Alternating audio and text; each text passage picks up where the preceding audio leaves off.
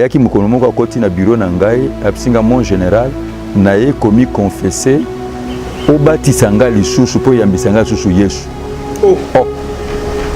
Ndenge nini ayaki accompagner na mwana na ye ya molimo na yebisi ete oyo nani o mwana na nga molimo asita na nga bite abima lebanda bite po ayibi makambo nyonso nyabite mepoto solo la malamu ko batata abima atangi série ya ba serviteur na nzambe bakombo na bango ba initiaki enelo babengi kabale juif ezani bazoloba parti secret ya Bible or ezali occultisme tatana bakomi kobima na butu bazokende ti bakomi na océan moko na rivage na yango bato ebele suka ezali te mutu moko lumière makasi azobimela bango suko bango nyonso balati Bible ambe ezali lokola ndenge tsanga lokola kaki lokola pembe baza ko adorer mais tango bakobima je me réserve comme ça na kamazalo na tuni makambo zulu mais ton vidéo ngana yo awa Soni Kafuta la pesi moté pour la courage oyo les révérends l'évangile Soni Kafuta juif parce que biso te dénoncer la cabane on a même livre l'angélologie biblique face à la cabane juif la dénoncer par pratique wana ko bimana nzoto ba pratique ko bela ba ange ba pratique ko celle-là ma père qui prophète pardon l'évangéliste l'évangéliste Soni Kafuta alobi ke balobi kaba les partie à Bible. Non, donc on a place où on a démontré que na comment dans le livre comment l'angélologie biblique face à la cabane juive, mais lorsque le pasteur Soni Kafuta l'évangéliste Lelo à la ju courage wana nenga lobi qu'il y a des pasteurs au bayaki pour confesser makambwana et puis la vidéo là a nous préciser que ba pasteur ba pumbolo la bandoki être maintenant il fait mention à Amina leadership. Donc les révélations ont démontré en clair l'église des réveils a infiltré. On a une lobé dans Makamoyo. Je failli même pas au manga parce que j'avais compris que ma vie était en danger. Vous voyez, les Soni Kafuta, l'évangéliste, nous disons gloire à Yeshua, à Machia, parce qu'il y a des gens qui interpellent. À dénoncer, je crois déjà. Mais à dénoncer, c'est bien. Il faut le roi, soit le roi, l'ennemi, qu'on a maman, il y a l'église catholique, Neven. Neven Ngolobanine, Neven Ngoloba, septandé génie de la Kabbale, ou les septandé Elohim, ou les septandé anges trinitaires regroupés en 9 terres angéliques. Neven. On a pendant Neven, nous sommes la catholique, ensemble on a Iriel, on a Raphaël, on a prié adressé au Saint, et puis on a su comment on va appeler ça bougie, tout le monde a pratique témoignage. Prière à David, les gens prièrent dans l'Aïté. Et puis le contexte de l'église, on a David. Les gens peuvent dire David, la prière à vengeance. La nouvelle alliance, on ne peut pas faire la prière à vengeance. Puis bénissez vos ennemis, priez pour vos ennemis. Mais quand on peut dire que ça va être les passe cinéma ou à éviter la canalisation. Tout le temps, on ne peut pas naître tout le temps. Tout le monde qui fait la cuiti, tout le monde qui fait la cuiti, et bah d'aller, il va venir l'église, la mission. Non, quand il y a une campée, la mission est bien verte, moi au moins que même la mission, la lumière, tout le campé, la tout le monde qui fait la cuiti.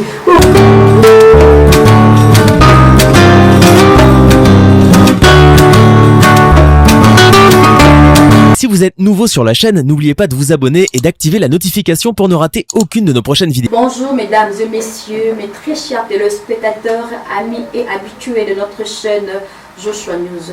Alors partout où vous êtes, dans tous les 4 coins du monde, ici quand vous avez apprécié nous en beauté et surtout mingi abonné à biso vraiment au batala kabiso massivement. Alors abonnez-vous, partagez donc quand des alara habitude. Donc que peut ça pour nous amener beauté mon quoi aller mon battre et apisi biso pe mangala bino le loto kota na susu na carte d'émission na biso lelo. Le bon koto ekolobela ba conflit les entre l'église de réveil. Il y a le pasteur Dodo Kamba, il y a pasteur Soni Kafuta et puis il y a évêque Kakenza. Ba conflit eza na bango pona ko welisa bokonzi kaka nito yebi ba wela ka ba place na bango ya ki président oyo entre bango, de balobarake. Je cherchais le monde, je le trouvais dans l'église. Donc, et le conflit entre les Mokili, le conflit est comme peine à Katabasa dans Zambie. Où le pasteur Moussous Baye pour confesser, vraiment c'est triste. Le pasteur évangéliste Sonic Afuta, le pasteur Moussous Baye pour confesser. Et pas que occultisme et katina église réveil. Abengaki bino l'église de réveil siko binamona ke bino de l'église de réveil siko nde bokominde siko na makambu ya mabe makasi pourtant abengaki bino réveil ba ko réveil mokili bomoni siko bokomi ko dinisa biso na kata ngulu yango pona ko landela vraiment boyeba qu'est-ce que autres le belelo caméraman abiso a ko balancer biso image et bon autres masima restez branchés sur votre chaîne Joshua News. Qui vice-président nangai ayaki mukono moko akoti na bureau nangai abisinga mon général naye komi confesser obatisa nga lisusu po yambisa nga lisusu Yesu. Oh ndenge nini ayaki accompagner na mwana na ya mulimu na ebisiete oyo nani o mwana nanga mulimu asita nanga bite abima lebanda bite po ayibi makambo nyonso nyabite mepoto solo la malamu ko batata abima atangi série ya ba serviteur na nzambe ba kombo na bango ba initiaki enelo ba bengi kabale juif ezani bazoloba partie secret ya Bible or ezali occultisme tatana bakomi kobima na butu bazokende ti bakomi na océan moko na rivage na yango bato ebele suka ezali te mutu moko a lumière makasi azobimela bango siko bango nyonso balati Bible ambeza lokola ndenge bisanga lokola kaki lokola peme baza ko adorer mais tango bakobima je me réserve comme ça na kamuzalo na tuni makambo zo beza so yo na âge spirituel okota ki pona nini abina okota ki pona zwa nini connaissance et na lukana zwa pouvoir lokola ozanango pouvoir na zanango ndenge nini c'est makambo zo loba soki na koki ko bengisa basali na nzambe nyonso ko andimi na bengisa ki basali na nzambe nyonso na bawe atanga ki bango nyonso baza na Kinshasa c'est yango yo kanga ko oyo ba pourquoi po bino boye na zobetelo lisolo fondé alors na bengisi basali nyonso conseil nyonso do bato nyonso batanga ki bango mutu pe na pesa ki mission liboso zala ki apôtre ka bongo di nzambe na tindi te ki ndokutana na mwasi ya mutu na vérifier so makambo eza solo tango to soli to siéger mutu azala ki doyen na biso alobi makambo yo est transpiré te ezala ki révérend Mumpempe asi akufi c'est-à-dire ce qui est transpiré et aussi ma bonne église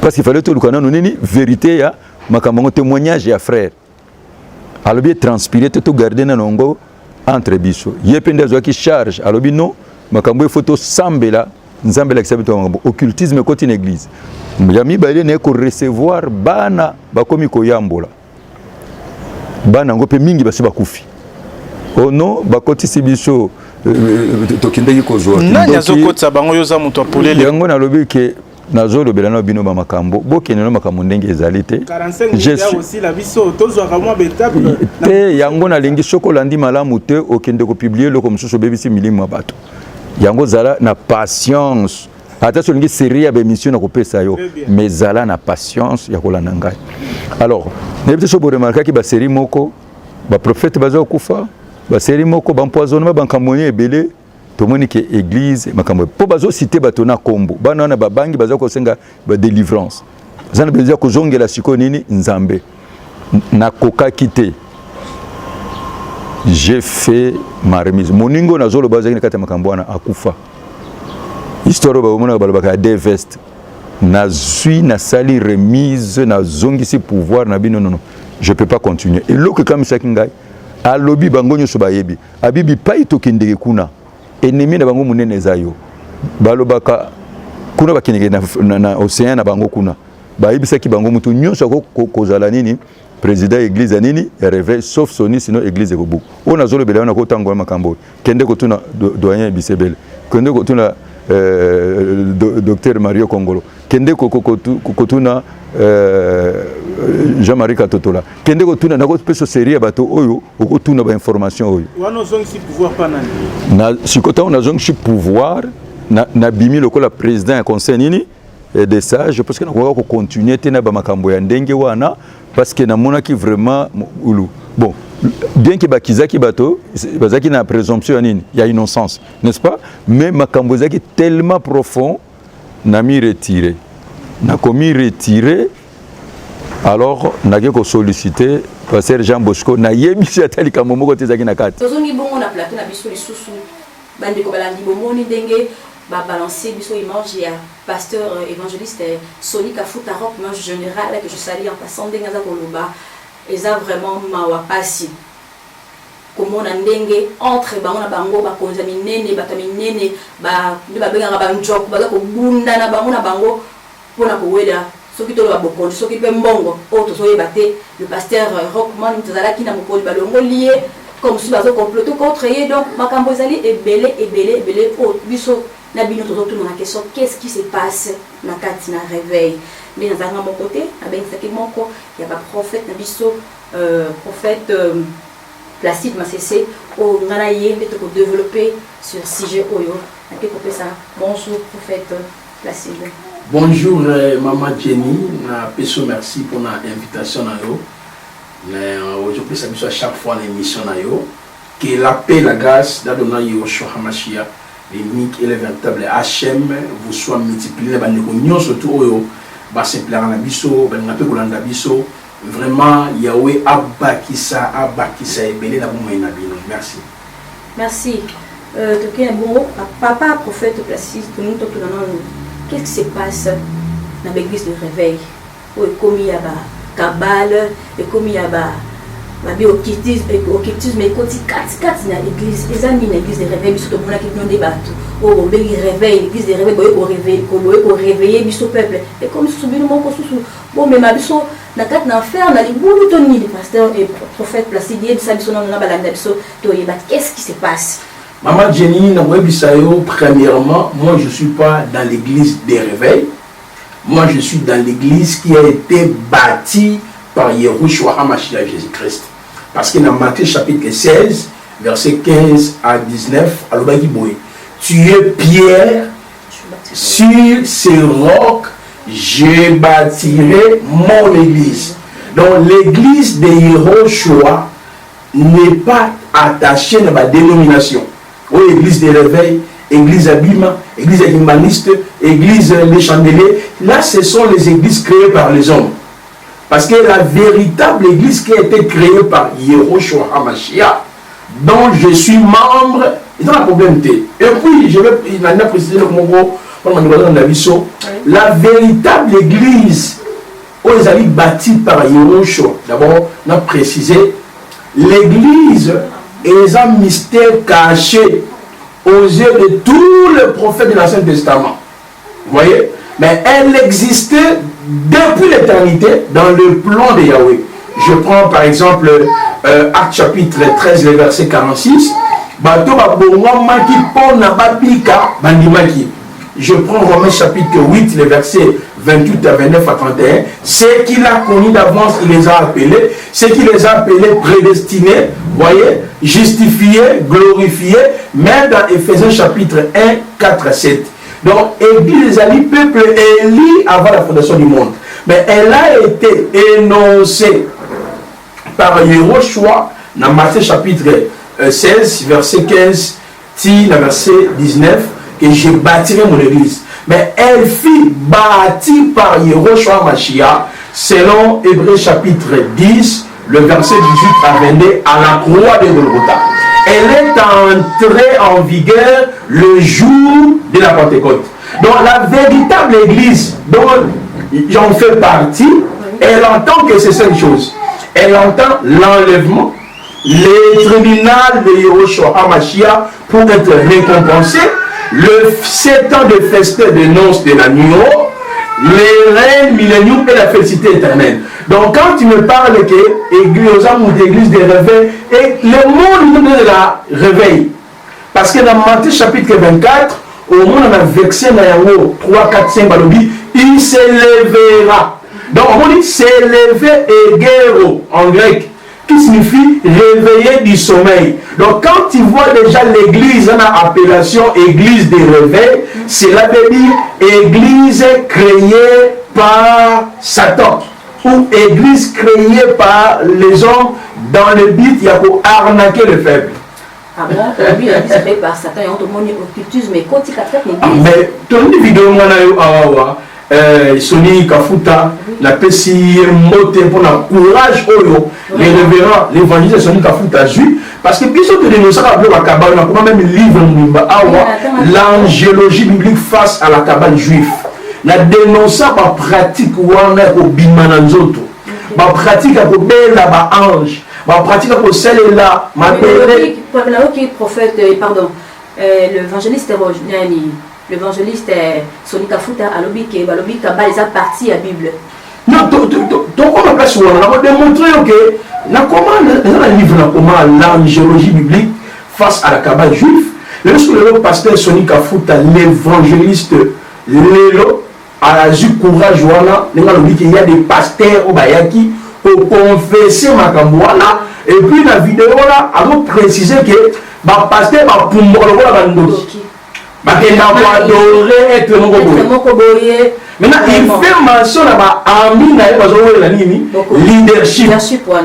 Donc, les révélations sont démontré en clair l'église des réveils, ils ont infiltré. On a eu dans l'obé la makamoyo. Je failli même pas au manga, parce que j'avais compris que ma vie était en danger. Vous voyez, le Sony Kafuta, l'évangéliste, nous disons gloire à Yehoshua HaMashiach, parce qu'il a fallu qu'on interpelle les barreaux. À dénoncer, je crois déjà. Parce mais à dénoncer, c'est bien. Il faut aller loin,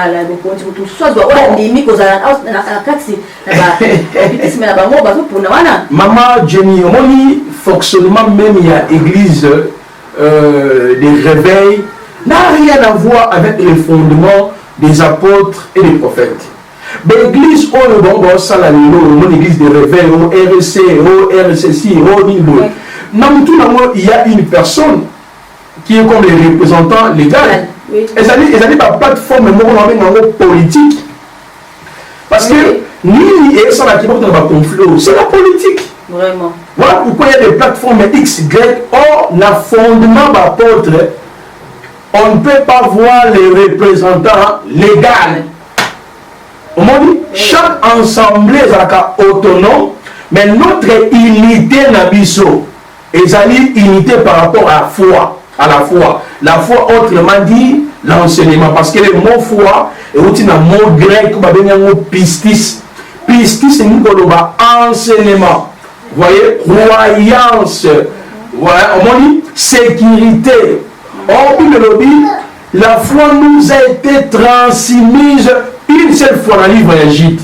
Je crois 7 ou 8, 9 comme ça. La foi nous a été transmise une seule fois. Autrement dit, l'église est fondée sur l'enseignement des apôtres et des prophètes, conformément à Éphésiens 2, 19 à 20, Yehoshua HaMashiach est la pierre angulaire.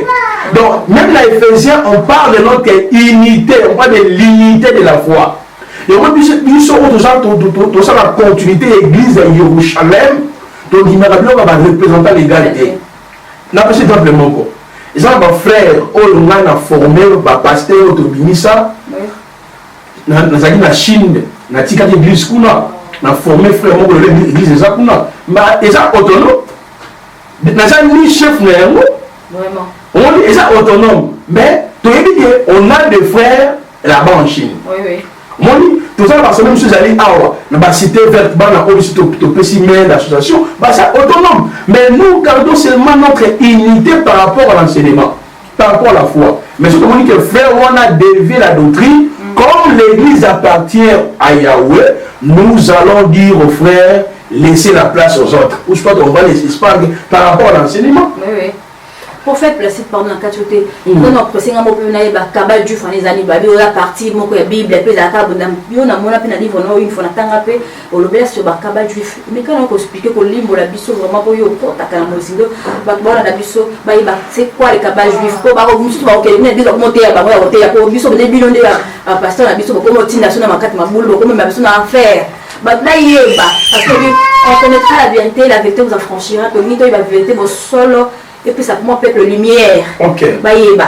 Maman Jenny, Kabal juif, ezali, ni motuna moko vraiment qui toko. Na comment livre awa lobby l'angiologie biblique face à la Kabale juive. Tu connais développer en mot. Quand on a les révérences sur le lobby, le pasteur révélé contre la Kabale a défini en lobby magie secrète Yabayuda. Kabale ezali fusion, il y a connaissance outil na Babylone.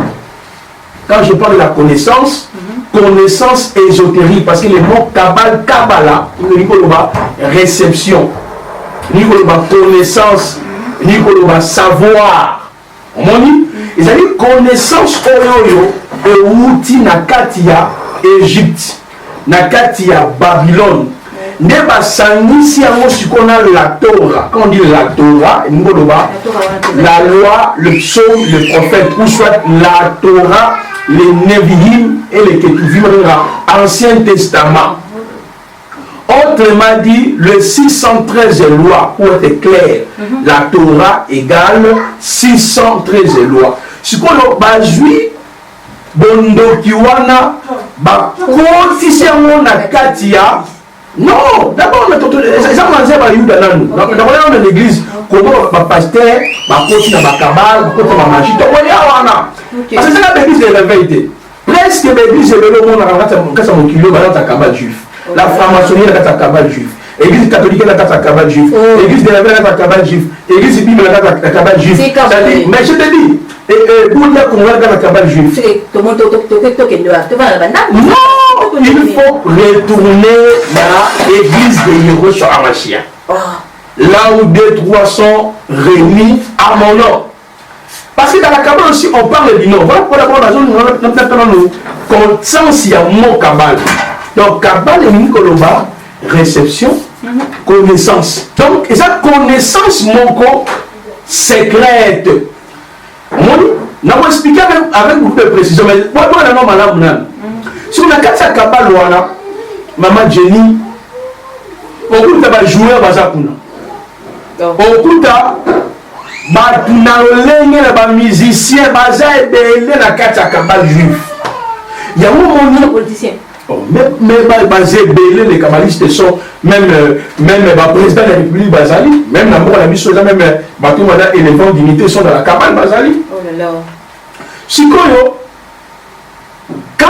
Kabbalah et l'ensemble y a un enseignement est réservé pour les initiés afin d'être illuminés. Dans la Kabbalah, on retrouve l'enseignement qui est l'enseignement pour invoquer les anges, la prière adressée aux anges. Et ma belle? Mais c'est la Bible, ils ont la fondement. Et on a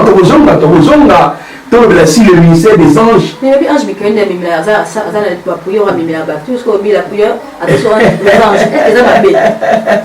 la prière, on était au salon, ni l'ange Michael, ni l'ange Gabriel, jamais. Bible lobby dans Marc chapitre 11, le verset 24 à 25.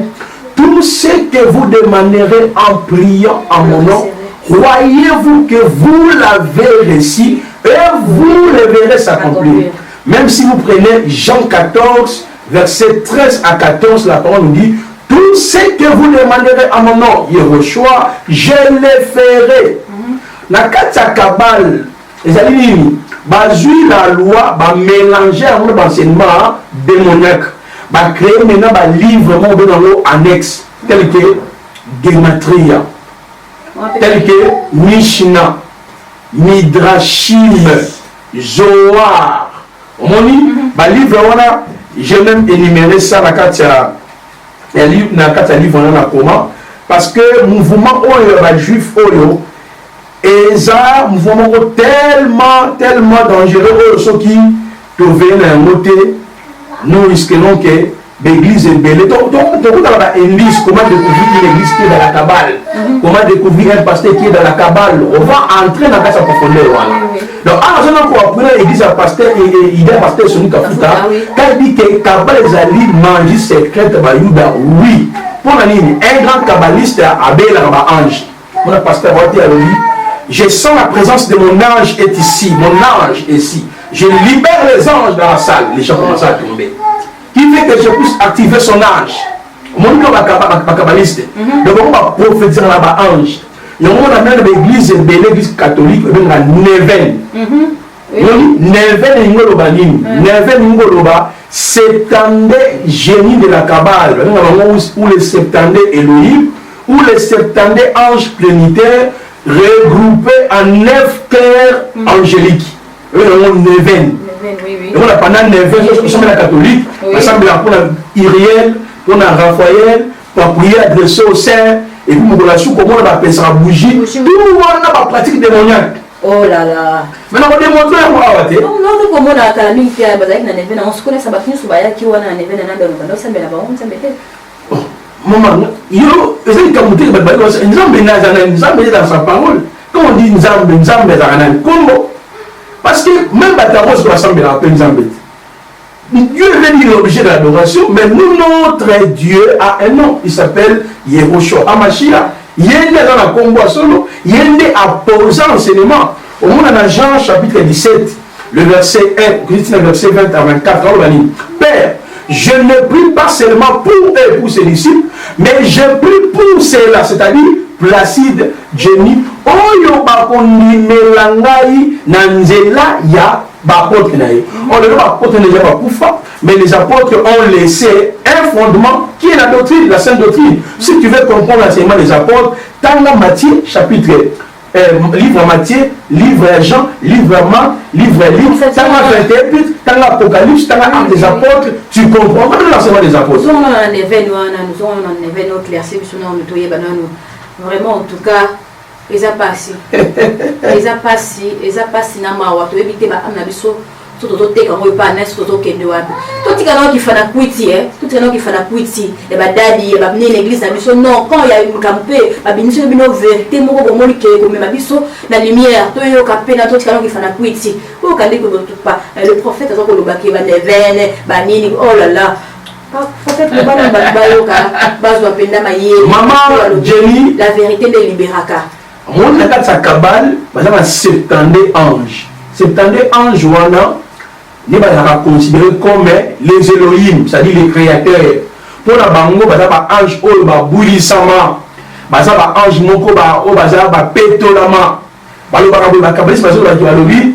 Tant ba créer qui Adam nakata jardin d'Éden, nde sikoyo Nzambe Elohim apesaka un livre moko chemin féroce. Donc apesi livre wana na kati ya livre wana adalaki na connaissance ya kobelela ba ange septandé ange planétaire parce que le septandé ange planétaire wana eza badémon moni dia baza imitateur soko bazwi balobi ke Adam na septandé ange planétaire wana baza ba ange ya jour bazalaki ba ange ya mois bazalaki ba ange ba ne pe bazalaki et puis si on a 470 anges planétaires wana ne Adam ebaki connaissance ya kobela bango omoni ebaki ba ange bazalaka na 4 éléments ya nati bakana mai bakana mpepe bakana mabele bazalaka na moto. Moi, parce que bazango na apocalypse to personnel andani bata ko ko ni kabala mo na nini pour mo walelo na so kama kambuka kango mais ko na ba détail élément par élément ne ba lobi ke tant siko adare ko sumuka ne ya watinda ki ange Uriel na ya ki ko confixer livre mo bengi chemin féroce moni donc on a longtemps siko yo Adam a sumuki Nzambe ayekotinda entre guillemets atindi ange Raziel pour la ligne pour la schéma féroce livre wana mais comme ce qu'on a déjà connaissance wana abandi qu'on transmettre dans bouche à l'oreille la postérité na kabala. Donc pour la misusu kabala outine et outina jardin d'Éden. Mais pour la bande comme ça habité kabala outi na ngomba ya Sinaï. Parmi les lois au Moïse a Zoaki, mais il y avait les lois orales que Moïse a transmettre comme bouche à l'oreille. Pour la mission sur la vie que non, on dit 70 anges à Kabadouana, dans Exode 14, l'ange qui était devant avant de traverser mer rouge, a commis une sima. Sauf que ça dit calcul par rapport à Dimitri, et puis ça a 70. On dit ça dit définition exacte, exacte. Oh, bah ange wana otaki na ngomba ya Sinaï, Kabale na ngomba ya Sinaï, oh Kabale otaki na kati ya jardin d'Éden. Qu'on appelle ça qui Adam livre on a tant Adam sumukaki comme ange rasé au bout de la livre on a Adam bani ko transmettre nos bouche à l'oreille de génération en génération. Or ça c'est faux. Pour la ligne ba kabbaliste au-delà que c'est là ba ange déchi ba kabbaliste ba jamais ba pratique et bien ba ça là exemple notre dans ma nouvelle moi là au bon de la ange au sein là ange au tinda bango ou adorer bango au yemba moi c'est la pour moi et rien baton mo ba ba yemba l'ange qui m'a visité tout le monde mon ange est dans la salle je sens la présence de mon ange voilà or na kabal aussi au-delà au sein là ange quand on va ange beaucoup comme ça ba démon ba ange non ange a ça démon mais bazali ba ange oyo ba landa qui la voix il y a Satan. Si nous prenons Ésaïe chapitre 14 verset 12, tina verset 15. Si la précipitation, il y a astre brillant. Attends dans la Bible. Te voilà tombé du ciel, astre brillant, fils de l'aurore, tu es abattu à terre, toi le vainqueur des nations. Je te disais en ton cœur, tu disais en ton cœur, je monterai au ciel, je lèverai mon trône au-dessus des étoiles de Dieu, je m'assiedrai sur la montagne de l'Assemblée à l'extrémité des septentrions, je monterai sur le sommet des nuées, je serai semblable au très haut. Mais tu as été précipité dans le séjour des morts, dans le profond de la fosse. Voyez, on m'a dit avoir démontré comment Satan a été précipité. Autant ce qu'on y a pour qui ne a pas ange mususu par exemple dans Mukanda ya Apocalypse chapitre 12 on a pas cette précision on a vu justement le verset 4 à chapitre 12 le verset 4 écoute autant le verset 10 à 11 balobi Satan entraînait les tirs des étoiles du ciel et les jeta sur la terre. Les dragons s'étaient devant la femme qui allait affanter afin de dévorer son enfant lorsqu'il aurait affanté. On a vu le verset 9 et après chapitre 12 de l'Obi. Et il lui fit précipiter les grands dragons, le serpent ancien appelé le diable et Satan, celui qui séduisit toute la terre. Il fit précipiter sur la terre et ses anges firent précipiter avec lui. On dit bah ange on a kabalo bah démon. Mais bah lata bah combo ya bah ange ya solo. Parce que le mot ange veut dire tout simplement envoyer, messager, expédier. On aura le temps de décortiquer ça dans l'émission Koya, pour vous expliquer que le mot ange est appliqué par la bisso, par être céleste, et aussi par rapport à la créature, c'est l'élément de la nature. Il me dit maman. Au moment où on a su que les kabbalistes au sein de l'ange de Shiba, démon Oyo, les kabbalistes aussi, bimarapé dans Njoto. Moi, on doit savoir le ce qu'on a continué dans la chambre, c'est-à-dire il est en train de faire le voyage astral Oyo, révérence celui qui a foutu à lobby. Et les kabbalistes, c'est la capé, copie qui se là psaume. Moni, répétez psaume à 12 heures, répétez psaume 10 fois. Non, ça me la psaume T. Psaume est un passage biblique. Dis-moi plutôt que est-ce que vous répétez passage biblique? Voilà. Non, ça m'a bête, mais qu'on ressemble la psaume. Ça dit, que dans 8 heures, on ressemble la psaume 10 fois. Dans 15 heures, 20 fois. Dans 18 heures, 20 fois. Si on ressemble la soumou, on ressemble la boue. Si on a un problème de puissance sexuelle, on ressemble la boue. Non, c'est ça. David qui a créé la psaume, non? On ne refuse pas ce que David a créé la psaume pour que yo ressemble la psaume. Non. Bible dit tout ce que vous demanderez en priant en mon nom.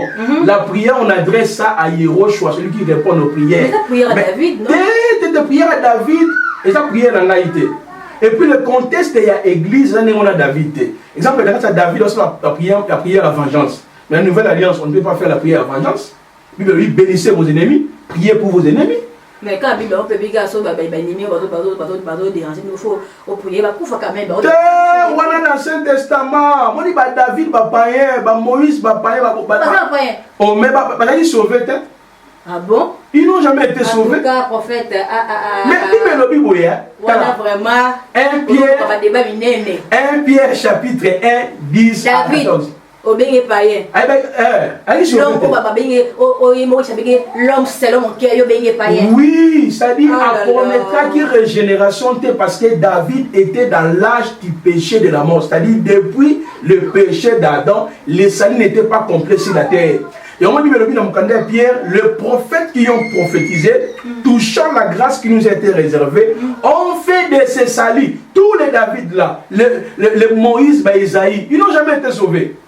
Ils ont bénéficié du salut après la mort de Yehoshua à la croix, ils les ont récupérés. Si je prie, même après le bilan, on a démontré, et ça m'a dit ensemble dans la Bible, David disait, Éternel est mon berger, je ne manquerai de rien. Là, il n'y a pas de problème. Là, on a évoqué un passage. Mais ce qu'on ma kabbaliste, mais prière, d'abord, si vous définir d'abord la prière, c'est quoi? Prière, pas là, parler. S'interposer, dialoguer. Mais dialoguer avec qui? Avec David ou avec Dieu? Avec Dieu. Maintenant, quand on dialogue avec Dieu, il a dit quoi dans la prière? Demander. Moi, je dois demander. Ça, je me suis dit que tout. Et là, si ça va passer.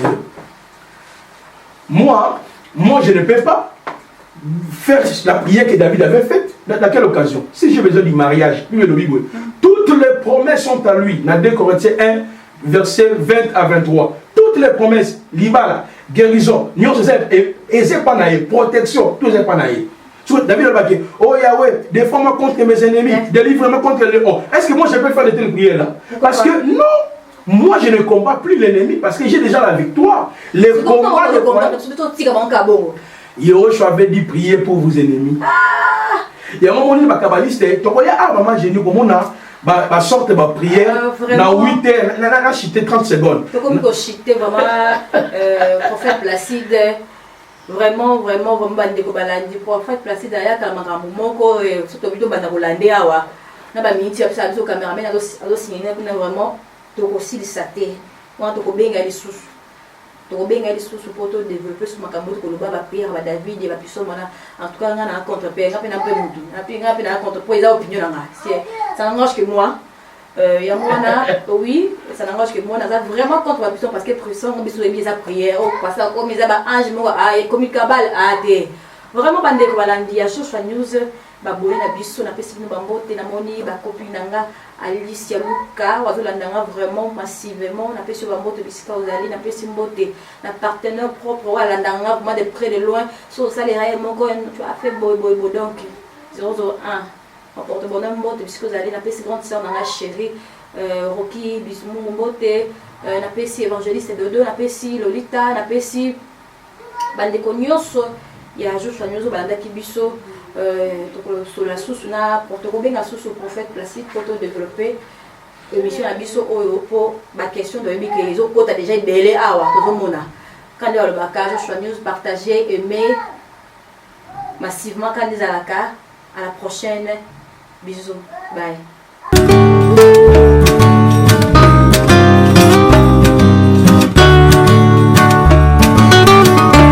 Si vous êtes nouveau sur la chaîne, n'oubliez pas de vous abonner et d'activer la notification pour ne rater aucune de nos prochaines vidéos.